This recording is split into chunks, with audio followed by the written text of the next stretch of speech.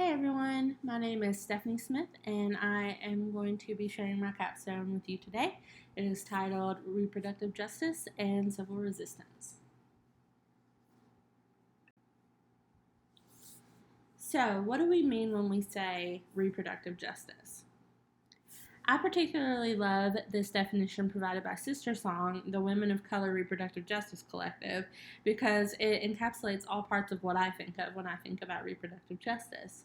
They define reproductive justice as the human right to maintain personal bodily autonomy, have children, not have children, and parent the children we have in safe and sustainable communities. Reproductive justice is more than just legal abortion. Many folks, upon hearing the words reproductive justice, immediately think of abortion. Abortion is absolutely included within the reproductive justice framework and will be the primary focus of this particular presentation, but it goes far beyond that.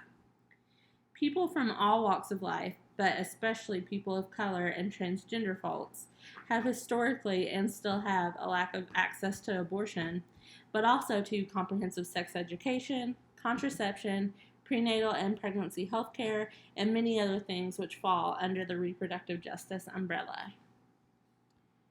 Reproductive justice ultimately doesn't mean just freedom to make choices, but access for all.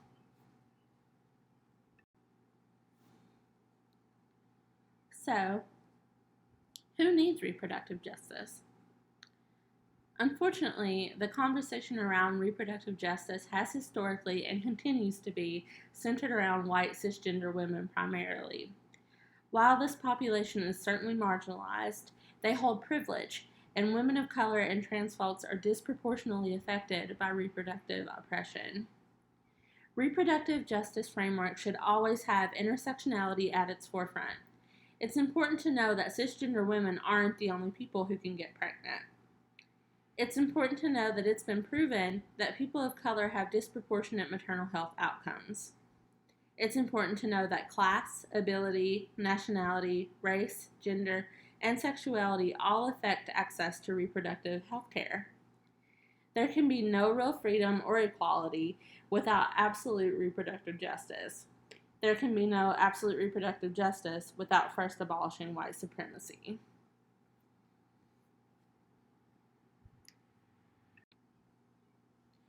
So, what does this have to do in the context of social work? It is the responsibility of social workers to support and promote reproductive justice. In the National Association of Social Workers Code of Ethics, there are core values at the root of the mission of social work. Among these is social justice and dignity and worth of the person.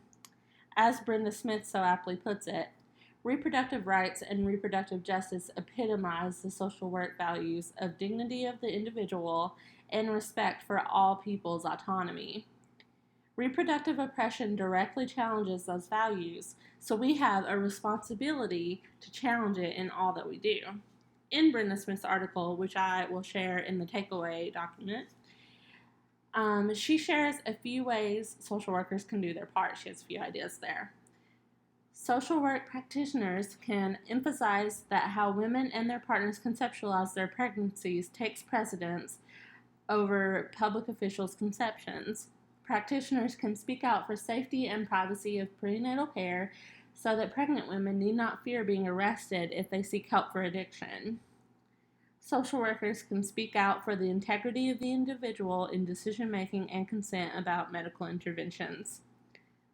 Social work educators can further emphasize matters of reproductive justice in classroom discussions, and social work researchers can address matters of reproductive justice in research agendas.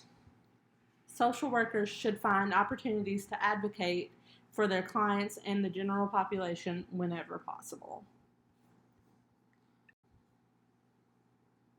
Much work and organizing was done in the pro-choice movement before and after Roe v. Wade was passed.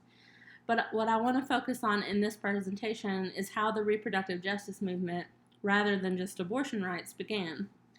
To talk about this is to talk about women and people of color.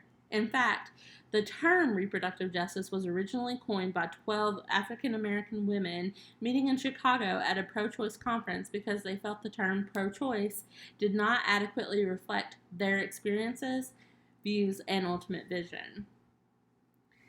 The amount of history behind women of color organizing for reproductive justice is too expansive to do it justice in an 8-minute PowerPoint presentation, but some examples include National Black Women's Health Project, the first ever woman of color reproductive justice organization, which opened the floodgates for people of color to organize and educate around these issues. Sister Song. The Sister Song Women of Color Reproductive Health Collective was formed in 1997 and included 16 organizations representing 4 communities of women of color: African Americans, Asian American and Pacific Islander, Latina, and Indigenous. Sister Song's original mission was advocacy for the reproductive and sexual health needs of women of color. Their strategy has been to mobilize at the grassroots level while also developing public policy agenda. Sister Song continues to be at the forefront of the reproductive justice movement, providing reproductive justice training, leadership development, focusing on southern states going through an onslaught of abortion restrictions, as well as continuing to challenge power systems. Another example is the March for Women's Lives. In 2004, leaders of the reproductive justice organizations, including the Black Women's Health Imperative and the National Latina Institute for Reproductive Health, were a catalytic force in renaming the March for Freedom of Choice to the March for Women's Lives. The renaming, along with the inclusion of more women of color in the organizing, increased participation of women of color, and it ended up being one of the largest protest marches in the history of the U.S. Another example is Black Lives Matter. Reproductive justice advocates are actively engaged in the BLM movement and the struggle for immigrant rights. The Black Lives Matter movement has brought greater visibility and mobilized resistance to racism and white supremacy, which, as we covered earlier, reproductive oppression is rooted in white supremacy. The mainly white pro-choice movement has historically focused on only legalization of abortion, not securing access. Only in recent years has the pro-choice movement began to move toward a reproductive justice framework. It is our shared responsibility to continue this important work. So, what can we do now? Take what you've learned in this class and apply it. Some ideas that I have are to support and uplift marginalized voices, demand an end to abstinence-only sex education, demand that health insurance is accessible to all, and that contraception, abortion, maternal health care, hormone therapy, and more is covered. Do not accept that Black trans women are being murdered at a staggering rate. And for Kentuckians, which I believe is most of us here, check out and support your local reproductive justice center, Kentucky Health Justice Network. They have a lot of really cool stuff going on, and again, they will be included in the takeaway sheet. I'm excited to hear your thoughts. Thank you for listening.